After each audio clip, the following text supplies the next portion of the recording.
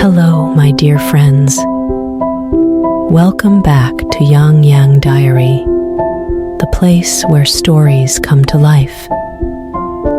Today, we're diving deep into the enchanting world of literature with a timeless classic, Hans Christian Andersen's The Little Mermaid. Far out in the ocean, where the water is as blue as the prettiest cornflower and as clear as crystal, it is very, very deep. So deep, indeed, that no cable could fathom it. Many church steeples, piled one upon another, would not reach from the ground beneath to the surface of the water above.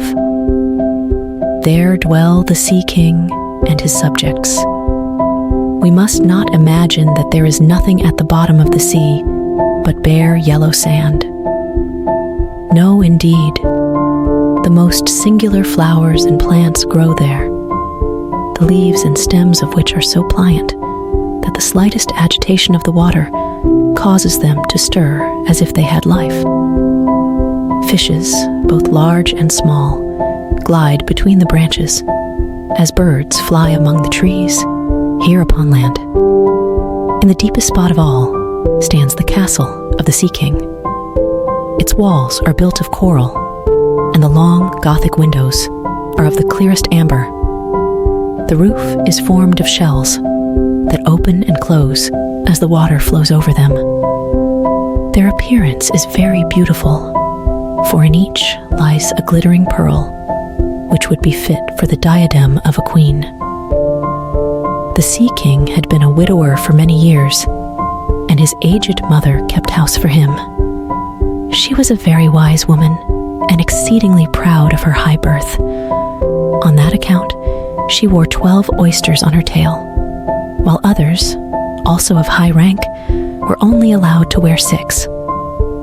She was, however, deserving of very great praise, especially for her care of the little sea princesses, her granddaughters. They were 6 beautiful children, but the youngest was the prettiest of them all. Her skin was as clear and delicate as a rosa leaf, and her eyes as blue as the deepest sea. But, like all the others, she had no feet, and her body ended in a fish's tail. All day long they played in the great halls of the castle, or among the living flowers that grew out of the walls. The large amber windows were open, and the fish swam in, just as the swallows fly into our houses when we open the windows, excepting that the fishes swam up to the princesses, ate out of their hands, and allowed themselves to be stroked. Outside the castle, there was a beautiful garden, in which grew bright red and dark blue flowers, and blossoms like flames of fire. The fruit glittered like gold, and the leaves and stems waved to and fro continually. The earth itself was the finest sand, but blue as the flame of burning sulfur. Over everything lay a peculiar blue radiance, as if it were surrounded by the air from above, through which the blue sky shone, instead of the dark depths of the sea. In calm weather the sun could be seen, looking like a purple flower, with the light streaming from the calyx.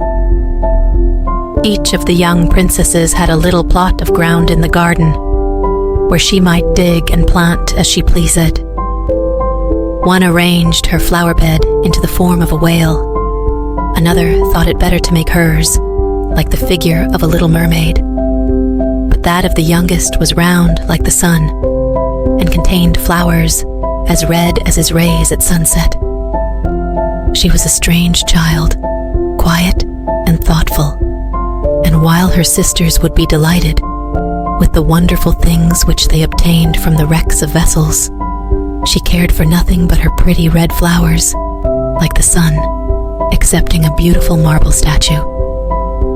It was the representation of a handsome boy, carved out of pure white stone, which had fallen to the bottom of the sea from a wreck.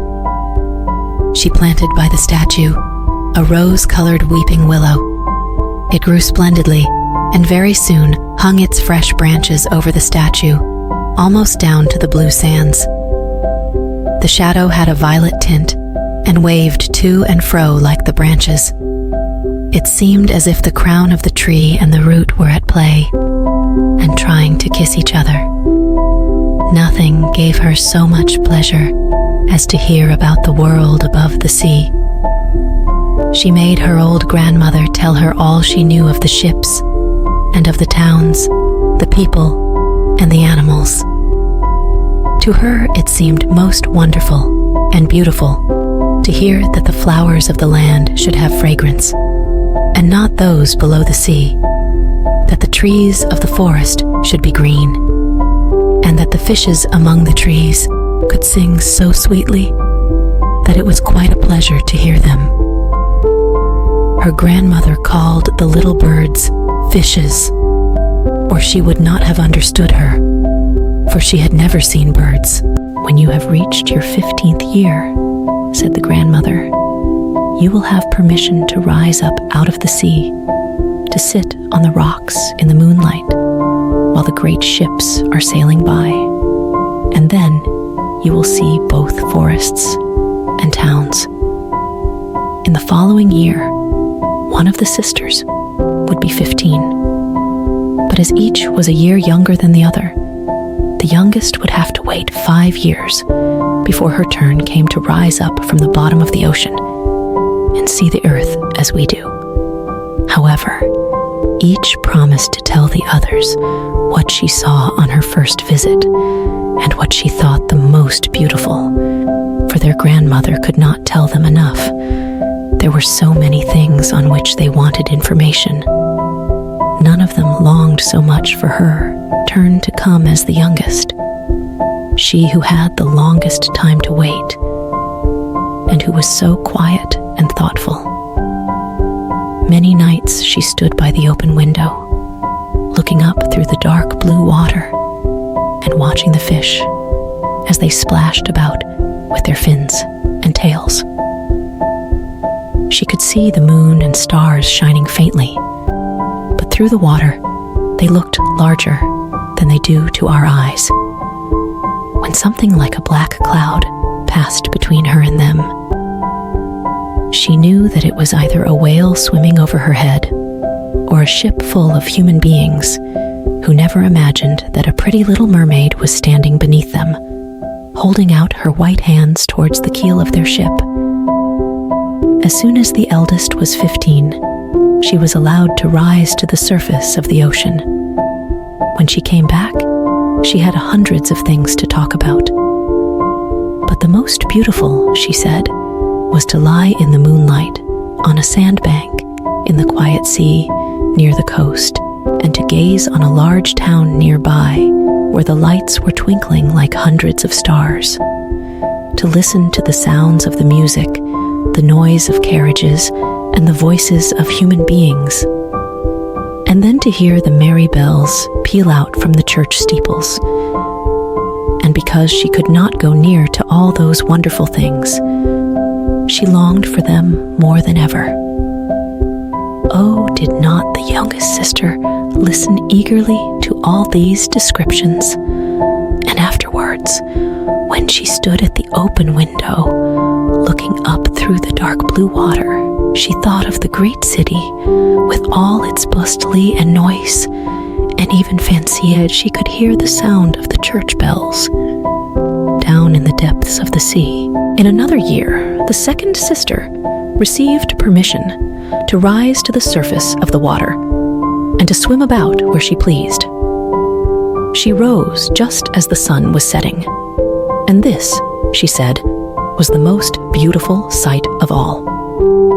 The whole sky looked like gold, while violet and rose-colored clouds, which she could not describe, floated over her, and still more rapidly than the clouds flew a large flock of wild swans towards the setting sun, looking like a long white veil across the sea.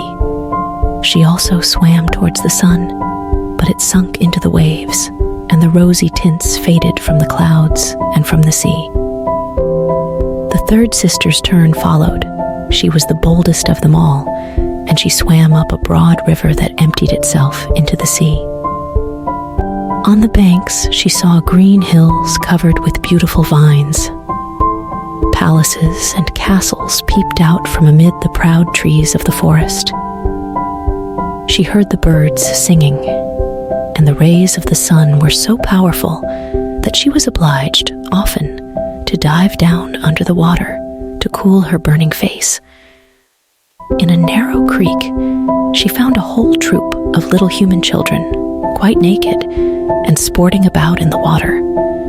She wanted to play with them, but they fled in a great fright. And then a little black animal came to the water. It was a dog, but she did not know that, for she had never before seen one. This animal barked at her so terribly that she became frightened and rushed back to the open sea.